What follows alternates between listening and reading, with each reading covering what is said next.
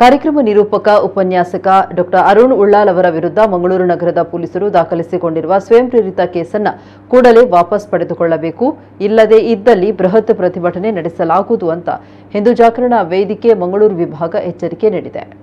ಸುದ್ದಿಗೋಷ್ಠಿಯಲ್ಲಿ ಮಾತನಾಡಿದ ಸಂಘಟನೆ ಮುಖಂಡ ಶ್ರೀಕಾಂತ್ ಶೆಟ್ಟಿ, ಅರುಣ್ ಉಳ್ಳಾಲ್ ಅವರು ಓರ್ವ ಗೌರವಾನ್ವಿತ ಉಪನ್ಯಾಸಕರಾಗಿದ್ದಾರೆ. ಅವರು ಯಾವುದೇ ಕೊಲೆ, ದರೋಡೆ, ಅತ್ಯಾಚಾರ, ಕ್ರಿಮಿನಲ್ ಪ್ರಕರಣಗಳಲ್ಲಿ ಭಾಗಿಯಾದವರಲ್ಲ.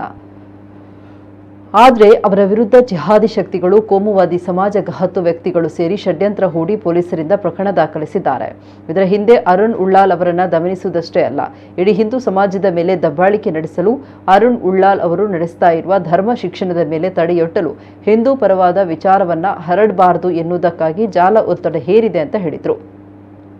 ಅರುಣ್ ಉಳ್ಳಾಲ್ ಅವರು ಕೆನ್ಯಾದಲ್ಲಿ ನಡೆದ ಖಾಸಗಿ ಕಾರ್ಯಕ್ರಮದಲ್ಲಿ ಹಿಂದೂ ಧರ್ಮದ ವಿಚಾರದ ಬಗ್ಗೆ ಮಾತನಾಡಿದ್ದಾರೆ. ಆದರೆ ಸಾರ್ವಜನಿಕ ಕಾರ್ಯಕ್ರಮದಲ್ಲಿ ಮಾತನಾಡಿದ ಐವನ್ ಡಿಸೋಜಾ, ಇಲ್ಲಿ ಬಾಂಗ್ಲಾ ಮಾದರಿಯಲ್ಲಿ ರಾಜ್ಯಪಾಲರ ವಿರುದ್ಧ ಹೋರಾಟ ಮಾಡುತ್ತೇವೆ ಎಂದಾಗ ಸುಮ್ಮನಿದ್ದ ಪೊಲೀಸರು ಈಗ ಎಚ್ಚೆತ್ತುಕೊಂಡು ಹಿಂದೂ ಮುಖಂಡರ ವಿರುದ್ಧ ಪ್ರಕರಣ ದಾಖಲಿಸ್ತಾ ಇರುವುದು ನಾಚಿಕೆಗೇಡಿನ ಸಂಗತಿ ಅಂತ ಹೇಳಿದರು. ಅರುಣ್ ಉಳ್ಳಾಲ್ ಮೇಲೆ ಅವರ ಮೊದಲ ಆರೋಪವನ್ನು ಕೇಳಿದರೆ, ಅರುಣ್ ಉಳ್ಳಾಲ್ ಅವರು ಧರ್ಮ ಶಿಕ್ಷಣ ಅಭಿಯಾನವನ್ನು ಮಾಡ್ತಾ ಇದ್ದಾರೆ. ಸುಮಾರು 700-800 ಮಕ್ಕಳಿಗೆ ಹಿಂದೂ ಧರ್ಮ, ಭಾರತೀಯ ಶಾಸ್ತ್ರ ಪರಂಪರೆ, ಆಲಯ ಪರಂಪರೆ, ನಮ್ಮ ಲಲಿತ ಕಲೆಗಳು, ಭಜನೆ, ಜನಪದ ಆಚರಣೆಗಳು, ದೈವಾರಾಧನೆ, ಈ ಎಲ್ಲ ವಿಚಾರಗಳ ಬಗ್ಗೆ ವಾರಕ್ಕೆ ಒಂದು ತರಗತಿಯನ್ನು ಮಾಡುವಂಥ ಕೆಲಸವನ್ನು ಅವರು ಮಾಡ್ತಾ ಇದ್ದಾರೆ. ಮತ್ತು ಸುಮಾರು 700-800 ಮಕ್ಕಳು ಪ್ರತಿ ವಾರ ಇವರ ಕ್ಲಾಸನ್ನು ತಪ್ಪದೆ ಅಟೆಂಡ್ ಆಗ್ತಾರೆ.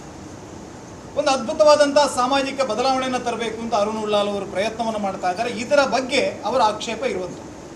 ಅವರ ಅನೇಕ ಪೋಸ್ಟ್ಗಳಲ್ಲಿ ನೋಡುವಾಗ ನಾವು ಗಮನಿಸಿದ್ದೇವೆ, ಎಳೆಯ ಮನಸ್ಸುಗಳಲ್ಲಿ ವಿಷಬೀಜವನ್ನು ಬಿತ್ತುತ್ತಾ ಇದ್ದಾರೆ, ಧರ್ಮದ ವಿಷಬೀಜವನ್ನು ಬಿತ್ತುತ್ತಾ ಇದ್ದಾರೆ ಅಂತ ಹೇಳಿ ಒಬ್ಬ ಆರೋಪವನ್ನು ಮಾಡಿದ್ದಾರೆ. ಅಂದರೆ ಇವರ ಟಾರ್ಗೆಟ್ ಇರುವಂಥದ್ದು ಮೊನ್ನೆಯ ವಿಡಿಯೋ ಅಲ್ಲ, ಅವರು ಮಾಡ್ತಾ ಇರುವಂಥ ಧರ್ಮ ಶಿಕ್ಷಣದ ಅಭಿಯಾನ ಏನಿದೆ ಅದರ ವಿರುದ್ಧ ಇವರು ಒಗ್ಗಟ್ಟಾಗಿದ್ದಾರೆ ಅನ್ನುವಂಥದ್ದು ನಮ್ಮ ಗಮನಕ್ಕೆ ಬಂದಿದೆ. ಮತ್ತು ನಿನ್ನೆ ಯಾರೋ ಪತ್ರಿಕಾಗೋಷ್ಠಿಯನ್ನು ಮಾಡಿ ಅವರನ್ನು ಕೂಡಲೇ ಬಂಧಿಸಬೇಕು ಅನ್ನುವಂಥ ಒಂದು ಆಗ್ರಹವನ್ನು ಮಾಡಿದ್ದಾರೆ. ಅರುಣ್ ಉಳ್ಳಾಲ್ ಎಲ್ಲೂ ಕಳ್ಳತನವನ್ನು ಮಾಡಲಿಲ್ಲ, ಯಾವುದೇ ಅತ್ಯಾಚಾರವನ್ನು ಮಾಡಲಿಲ್ಲ, ಯಾವುದೋ ದರೋಡೆ ಮಾಡಲಿಲ್ಲ, ಯಾರೋ ಕೊಲೆಯನ್ನು ಮಾಡಲಿಲ್ಲ. ಈ ರೀತಿಯಾದಂಥ ಕ್ರಿಮಿನಲ್ಸ್ಗಳು ಹೊರಗಡೆ ತಿರುಗ್ತಾ ಇರಬೇಕಿದ್ರೆ ಕೇವಲ ಹಿಂದೂ ಪರವಾದಂಥ ಹೇಳಿಕೆಯನ್ನು ಕೊಟ್ಟಿರುವಂಥ ಹೇಳಿಕೆ ಏನು?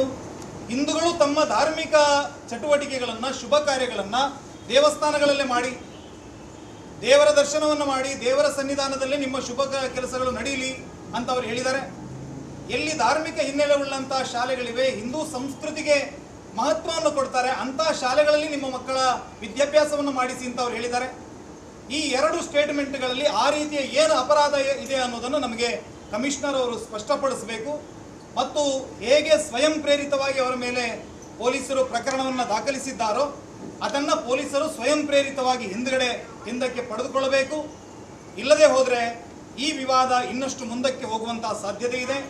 ಹಿಂದೂ ಸಂಘಟನೆಗಳಾಗಿ ನಾವು ಈ ವಿವಾದವನ್ನು ಇಲ್ಲಿಗೆ ಇದನ್ನು ಕೈ ಬಿಡೋದಿಲ್ಲ. ಯಾರೋ ಒಬ್ಬ ಪಾಪ ಉಪನ್ಯಾಸಕನ ಮೇಲೆ ಒಂದಷ್ಟು ಜನ ಸಾಮಾಜಿಕ ಜಾಲತಾಣದಲ್ಲಿ ಏನೋ ಒಂದಷ್ಟು ಚಟುವಟಿಕೆಯನ್ನು ಮಾಡ್ತಾ ಇದ್ದಾರೆ ಅಂತ ಹೇಳಿ ನಾವು ಕೈಕಟ್ಟಿ ಕೂರೋದಿಲ್ಲ.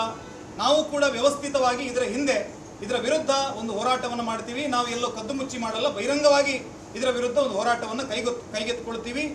ಮತ್ತು ಅರುಣ್ ಉಳ್ಳಾಲ್ ಅವರಿಗೆ ಮುಂದೆ ಏನೆಲ್ಲ ಸಹಕಾರಗಳು ಬೇಕು ಆ ಸಹಕಾರಗಳನ್ನು ಹಿಂದೂ ಜಾಗರಣ ವೇದಿಕೆಯ ವತಿಯಿಂದ ನಾವು ಕೊಡುವವರಿದ್ದೇವೆ.